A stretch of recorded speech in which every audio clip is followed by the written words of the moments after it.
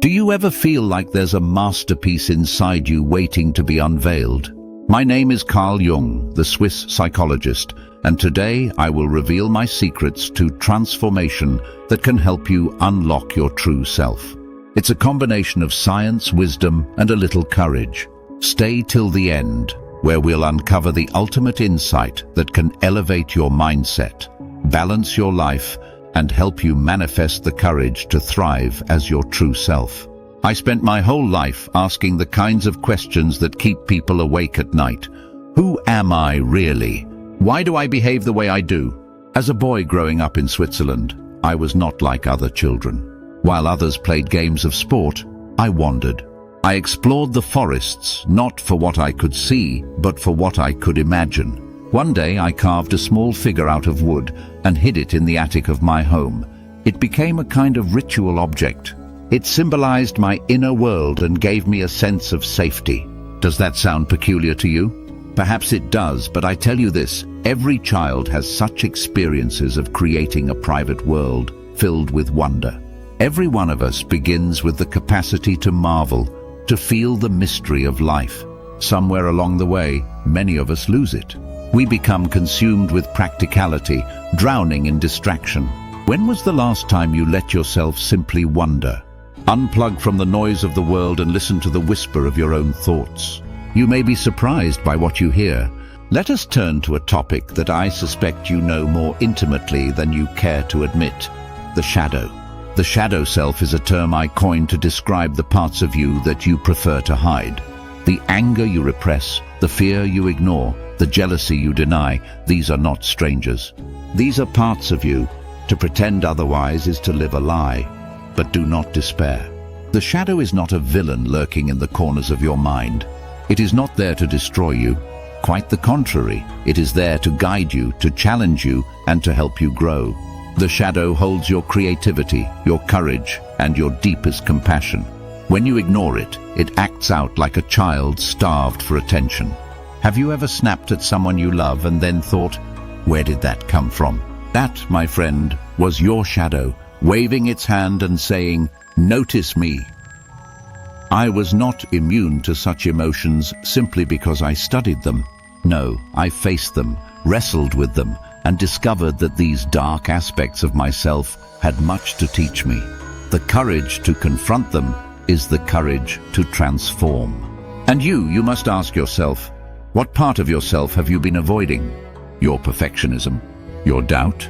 Or perhaps it is that tiny, persistent fear that you are not enough. These questions are not comfortable, but they are necessary. So how does one embrace the shadow? Begin with awareness. Stop running from it.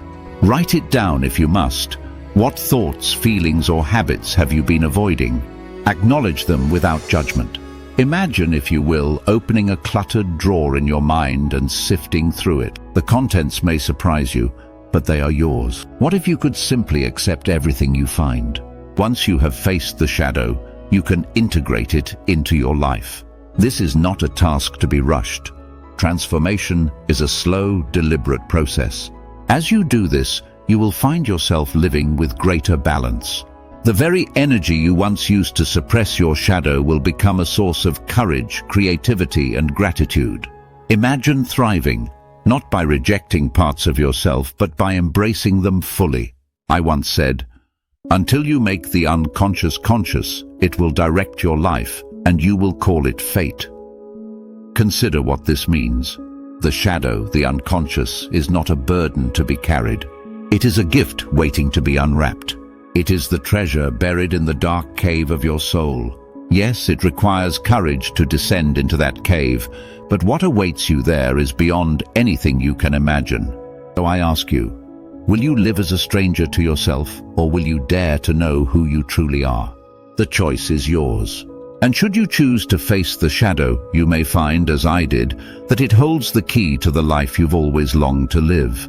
So have courage. The journey inward is not for the faint of heart, but oh, how it is worth it. Imagine this. You're standing on the stage of life. The spotlight's on you. Are you the fearless hero, the wise sage, the mischievous trickster?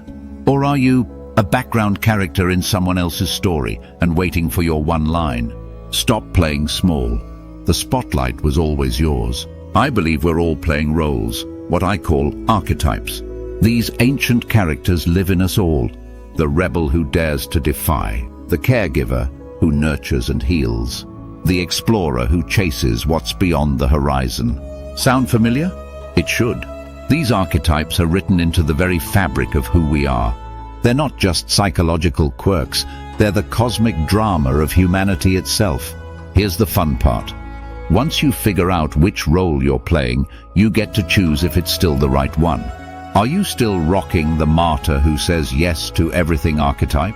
Maybe it's time to try on the boundary-setting badass instead. Recognizing your archetypes is like upgrading your mental software to version 2.0. New tools, new clarity, and fewer emotional glitches. Think about it. When was the last time you felt like the main character in your life? If you're just running errands in someone else's storyline, it's time to flip the script. You're not here to hold a spear in the background of someone else's epic. You're here to own your role, live with intention, and thrive. So, which archetype are you living right now, and which one's calling your name? And here's where it gets even better. I have a map for something far deeper. Individuation. Now don't let the fancy words scare you. Individuation is just a long way of saying, become who you're meant to be. It's about balancing the chaos inside you, your light and dark, your strengths and shadows. Think of it as the ultimate remix of your soul. But wait, you might be thinking, light and dark? Shadows? This is starting to sound a bit much. I hear you. Individuation is a process. It is about learning to own every part of yourself, the good, the bad, and even the cringy moments you'd rather forget. It's about holding your contradictions without falling apart. Take all those outdated beliefs, the people-pleasing habits, the self-doubt that whispers, "You're not enough." Hold them up to the light. Do they spark joy? No? Then thank them for their service and toss them. Individuation isn't about becoming perfect, it's about becoming whole. Start small. You don't have to rewrite your entire story overnight. Maybe it's a digital detox, unplugging from the endless scrolling and finding some stillness. Maybe it's setting one boundary with someone who's been draining your energy. Maybe it's a gratitude practice, a moment each day to recognize what elevates your life. And here's the secret. It's in the small steps that clarity begins to manifest. The clutter clears, and you start to really see yourself for the first time. And remember, it isn't about deleting your dark side. Nope. It's about embracing it. It's not the villain of your story. It's your greatest untapped strength. Think of it as your chaos, a wild, creative energy waiting to be harnessed. Without it, there's no spark, no fire, no magic. So, here's my question. If you could unplug from just one thing holding you back today, what would it be? Is it that toxic relationship? That fear of failure? That voice in your head that says you're not ready? Imagine what you could create if you stepped away from all that noise, even for a moment. I believe the process of individuation is the most important work of your life. It's not about following someone else's map, it's about drawing your own. And along the way, you might just realize something incredible. The chaos and calm inside you were never opposites. They are complementary forces, working together to help you become your authentic self. When I was 38 years old, I fell apart. Not in the quiet, manageable way one might hope for. No, this was an unraveling, a collision with the shadowy depths of my own psyche. I had hit the kind of burnout that would make even the strongest soul tremble. My professional break with Sigmund Freud, the founder of psychoanalysis, had been seismic. Imagine tearing down the very foundation of your intellectual world and then trying to stand amid the rubble. That was me, lost, uncertain, and frankly, terrified. So I did something drastic. I stepped away, quit my prestigious job, walked out of the academic halls that once defined me. I retreated to my lakeside home, a sanctuary of stillness, and surrendered to the unknown. But don't think for a second this was an act of defeat. It was a declaration of courage. I didn't just unplug from the external chaos. I plunged into the chaos within and discovered the shadow. But in facing my shadow, I realized it wasn't the villain I had feared. It was my greatest teacher. The shadow is not here to destroy you. It's here to make you whole. Without acknowledging it, you're living a half-life, trapped in a mask of your own creation. During this time, I let my imagination guide me. And let me tell you, my imagination didn't hold back. I wrote feverishly, painted vividly, and poured my visions into what became the Red Book.